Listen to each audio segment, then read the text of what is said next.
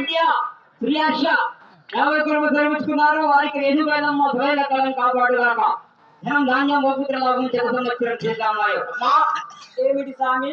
ఈ యొక్క రాజ్య భద్రం కోసమే చెప్పేసి ఈ యొక్క సభకు వచ్చినావు కదా. అవును కదా. మరి రాజ్యం ఎవరు కట్టాలనుకుంటున్నావు నీవు? ఇంకెవరికి కడతారు? మా అన్నయ్య కడతా. అన్న కడతావా? నేను నా కడతామో నేను అనుకుంటున్నా. నీ కట్టేటప్పుడు కడతా కదా. అంతే అంటవా? సరే అమ్మా, నువ్వెవరు, నీ పేరేమిటో తెలిపాలి కదా. సరే తెలిపేదాను కదా. తెలుపండి. జై రేణుకా మాతా హజే జై నవేలి నవేముతులకు